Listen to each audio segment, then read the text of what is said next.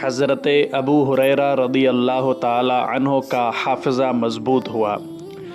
حضرت ابو ہریرہ رضی اللہ تعالی عنہ فرماتے ہیں کہ میرا حافظہ کمزور تھا، جو بھی باتیں سنتا تھا مجھے وہ یاد نہیں رہتی تھی۔ ایک بار میں اپنے آقا علیہ الصلاۃ والسلام کے پاس حاضر ہوا اور عرض کی کہ یا رسول اللہ صلی اللہ علیہ وآلہ وسلم، میں باتیں تو بہت سنتا ہوں اور یاد کرنے کی کوشش بھی کرتا ہوں، لیکن وہ باتیں مجھے یاد نہیں رہتی۔ تو میرے آقا علیہ الصلاۃ والسلام نے ارشاد فرمایا کہ اپنی چادر بچھاؤ، اور حضرت ابو ہریرہ رضی اللہ تعالیٰ عنہ نے وہ اپنی چادر بچھائی۔ میرے مصطفیٰ کریم علیہ الصلاۃ والسلام نے ہوا میں دونوں ہاتھ بلند کیے، یعنی کوئی چیز جیسے بھری جاتی ہے ہاتھوں کے ساتھ، اس طرح بھری اور چادر مبارک میں رکھ دی۔ یعنی دیکھنے میں تو وہ خالی ہاتھ تھے، لیکن مصطفیٰ کریم علیہ الصلاۃ والسلام نے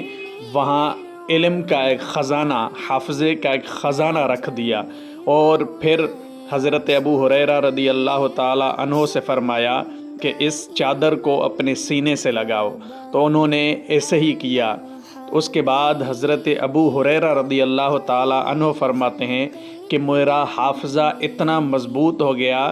کہ جو بھی بات ایک بار سنتا تھا تو وہ مجھے پوری زندگی یاد رہتی تھی، اور آج بھی اکثر حدیثیں جو ہیں حضرت ابو ہریرہ رضی اللہ تعالی عنہ سے ہی منقول ہیں۔